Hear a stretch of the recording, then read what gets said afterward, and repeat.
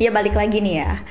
Tadi udah diceritain kesibukan saat kuliah gitu dengan materi-materi yang seperti itu. Kalian juga harus aktif dimana mungkin kalian sakit, terus kalian mungkin jenuh gitu, tapi harus yaudah ini tanggung jawabku gitu ya. Benar. Nah sekarang kan udah jadi dokter muda nih. Ya. Kesibukannya itu lebih sibuk pas kuliah atau udah jadi dokter muda malah tambah sibuk? Gimana? Kalau misalnya selama jadi dokter muda ini sebenarnya lebih sibuk sih, karena perbedaannya adalah kalau misalnya waktu kuliah kita kan nggak megang pasien sama sekali. Jadi kayak belajarnya ya dari textbook aja. Jadi kita nggak kebayang nih pasiennya gimana, datang ke kita tuh gimana sih sebenarnya pasien yang sebenarnya gitu. Nah kalau misalnya waktu udah jadi koas ini jadi dokter muda itu karena paparan kita memang di rumah sakit, jadi pasti pasien dong yang kita jadi sumber belajar kita. Jadi kalau misalnya selama koas ini pasti lebih sibuk dan juga kesibukannya sebenarnya relatif sih. Relatif tergantung stase juga, tergantung putaran. Kalau misalnya putarannya yang kayak mayor yang lebih gede itu lebih sibuk lagi daripada yang putaran yang minor yang stase-stase kecil itu. Tapi untuk selama ini kalau untuk kesibukan yang bisa bisa di-compare dan sebenarnya sama aja yang biasa kita lakuin sehari-hari rutinitasnya itu ya pasti pertama pagi datang ke poli, pagi datang buat swab pasien, terus juga kita juga ada diskusi dengan konsulen atau dengan supervisor, jadi kita juga ada diskusi kasus juga, ada ilmiah, kalau kita namanya ilmiah, jadi ilmiah itu ada laporan kasus, ada kita bikin referat, kita presentasiin ke konsulen tentang penyakit apa kayak gitu, terus juga ada beberapa putaran atau ada beberapa stase itu yang kayak kita bikin video pemeriksaan, jadi ada namanya mini CX, jadi kita benar-benar meriksa pasien terus tapi kita ngevideoin gitu, nanti kita presentasiin di depan konsulen kayak gitu. Oh gitu. Jadi selain praktek kalian juga nyiapkan materi-materi itu ya. Benar. Jadi kayak double banget ya. Double. Bener. Iya, kalau dulu mungkin kalau kuliah ya kita sudah tersedia gitu ya. Kayak seperti yang tadi disebutin Indra kan ada textbooknya, tinggal kita baca, tinggal kita pelajari. Kalau ini kita yang buat, kita yang praktek. Presentasi. Kita presentasi, ya gitu ya. Iya benar. Itu berarti makin padat dong jadwal kalian. Ya. Harusnya iya. Berarti lebih enjoy mana nih? Pas jadi mahasiswa atau sekarang udah jadi dokter muda? Kalau dibilang enjoy itu beda-beda, ada plus minusnya Kak. Enjoymentnya tuh beda. Kalau di preklinik kita nyebutnya, jadi mahasiswa itu enjoynya ya waktu luangnya lebih banyak. Jadi kan kita masih bisa organisasi masih bisa lah. Kalau di koas sekarang dokter muda enjoynya kita bener-bener ngerasa belajar kita selama 3,5 tahun ini ada manfaatnya loh. Ketika kita udah berhadapan sama pasien, kita mulai ngerasa oh jadi dokter tuh gini rasanya. Karena jujur aja ya Kak, kalau kita waktu mahasiswa tuh nggak kayak dokter, kayak ya mahasiswa aja yang mendapatkan materi dokter gitu aja, ibarat gitu aja. Tapi kalau udah kita koas itu mulai kerasa tanggung jawabnya lebih lagi, kalau oh ini kita nggak boleh main-main, kita nggak boleh yang di depan ini bukan manekin, karena kan kalau di kita mahasiswa misalnya kita latihan ini kompresi dada gitu kan, resusitasi gitu, kita pakai boneka, ada kayak manekinnya gitu. Tapi yang aku alamin ketika stase jaga di IGD ya, aku bener-bener kompresi orang ya ibarat udah mau ini, sudah sempet hilang, udah henti nafas, jadi aku harus kompresi yang benar dengan pengetahuan yang aku dapat ketika aku preklinik, itu aku aplikasikan untuk koas. Kayak gitu. Jadi yang bikin lebih serunya sebenarnya langsung menangani pasien langsung gitu ya, bukan manekin, bukan boneka gitu. Boneka, benar. Jadi lebih dapat pengalamannya itu pas jadi dokter muda ya. Lebih applicable lah, ilmunya lebih applicable gitu. Dan bisa lebih agak nyantol gitu. Soalnya kan memang daripada kita terus-terus materi kan lebih baik kita praktek gitu ya. Maksudnya lebih nyantol, praktek langsung gitu. Kayak kita lihat resep makanan gitu. Kalau kita nggak meraktekin kan kita nggak bakalan tahu gitu ya. Cuma ngebayangin oh ya terigu segini, telur segini gitu. Nggak tahu gitu kan. Tapi kalau misalnya kita udah praktek gitu, mungkin kan kita bisa atur dari segi ini ngebahas kue sih ya.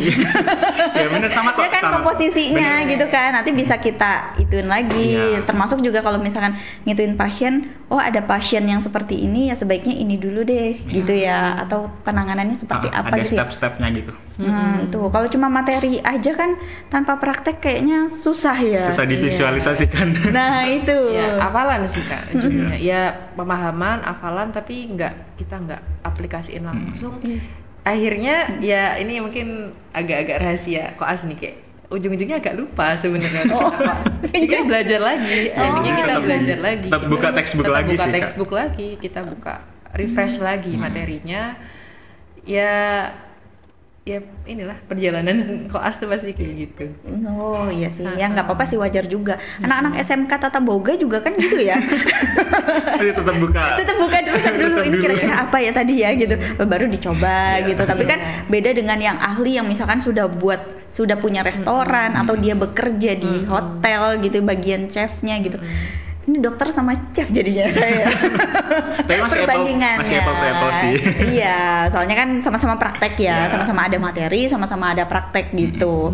Ya sama kayak misalkan penerapannya juga di Fakultas Keguruan gitu ya. Kalau kita nggak tahu cara menangani siswa gitu kan agak bingung juga gitu kan. Misalkan udah materinya udah bener nih, cara menangani siswa seperti ini nih. Kalau nggak langsung prakteknya ketemu sama siswanya bingung. Iya benar. Kan? Bener. Bingung. Berarti kalian sebenarnya lebih suka pas udah praktek gini ya, langsung gitu ya jadi dokter muda. Kembali ke zaman kuliah kalian gitu ya, kesibukannya itu seperti apa sih kalian mengelola waktunya gitu? Apa soalnya kan kalau kemarin sempet kita ngobrol-ngobrol gitu sama dokter muda yang hadir di podcast Dokter Alia, itu katanya ada yang jam kuliahnya bahkan jam 6, jam 5 Iya, gitu. Bener Bener. Berarti gimana kalian ngatur waktunya? Sebenarnya kalau misalnya buat ngatur waktu, karena itu jadwalnya at least malamnya itu udah keluar jadwal gitu buat besok tuh bakal ngapain aja gitu, entah mau kuliah tatap muka atau mau praktikum atau mau skill lab, itu kita udah tahu nih besok jadwalnya bakal gini. Jadi kita udah prepare aja sih. Kalau misalnya bangun jam 5 ya berarti bangunnya lebih pagi lagi gitu. Jadi kayak sebelum subuh tuh biasanya udah bangun, terus subuhan, terus ya udah langsung berangkat ke kampus. Pagi-pagi buta itu. Iya. Jadi masih berkabut gitu. Motoran dingin banget. Bener. Iya ya, kalau misalkan pas lagi musim-musim dinginnya itu rasanya berasa kayak ada di Batu, di Bromo gitu ya. Oh iya, kalau kalian sendiri asli mana? Kita udah lama di Jember sih sebenarnya. Asli Jember. Tapi nggak asli Jember, cuman kita udah lama di Jember juga sih. Aslinya mana? Asli Semarang. Ya. Kalau saya aslinya Situbondo, cuman SMA-nya di Jember. Oh, dan jadi kita satu SMA. Oh ya ampun, berarti satu angkatan ya. Angkatan juga. Emang sih kalau misalkan ngobrolin tentang kesibukannya di kedokteran itu kayaknya padat banget. Nah, gimana kalau misalkan urusan ibadahnya kalian? Oke, kalau misalnya buat ibadah, selama ini alhamdulillah masih bisa terjaga lah untuk 5 waktunya. Dan juga kalau misalnya di kedokteran sendiri, kalau kita kuliah dari pagi misalnya sampai sore, itu tetap pasti ada break time buat isoma kayak gitu. Jadi harusnya sih buat ibadahnya nggak terganggu gitu. Dan pasti ada sih Kak gitu. Jadi pasti dikasih jeda gitu buat ibadah. Entah itu buat kita kuliah atau waktu kita berorganisasi, itu pasti sepadat-padatnya itu pasti ada break time buat sholat kayak gitu. Berarti gimana kalian ngatur diri sendiri aja gitu ya. Toh udah dikasih kok waktu gitu ya untuk isoma. Biasanya kan istirahat dan makan. Iya. Agak ketinggalan. Nah itu berarti tergantung dari dirinya masing-masing gitu ya. Padahal sebenarnya semuanya sudah teratur dengan baik. Jadi nggak ada alasan sibuk untuk meninggalkan sholat gitu ya. Jadi tetap 5 waktu terjaga ya. Tetap terjaga insya Allah. Alhamdulillah. Ini yang saya salutin. Jadi kalau misalkan ada orang yang katanya sibuk tapi tidak meninggalkan sholat 5 waktunya, itu yang keren. Ya kan? Benar. Semoga istiqomah untuk kalian berdua. Amin. Karena kan usaha harus dibarengi doa gitu kan. Kalau salah satunya jomplang kan Ya. Nggak bisa. Karena kan kesuksesan kalian juga kan bukan hanya dari diri kalian aja seperti itu. Kenapa jadi kayak ustazah ya? Biar sekalian ada kajiannya dikit-dikit. Oh iya. Ya yang penting kan bermanfaat ya. Benar. Nah tadi kan sempat dibahas ya sama Sofi dan juga Indra tentang berorganisasi. Yeah. Emang kalian itu pernah ikut dalam satu organisasi di kampus? Pernah. Oke, ceritanya nanti. Oh. Oke, siap. Biar penasaran.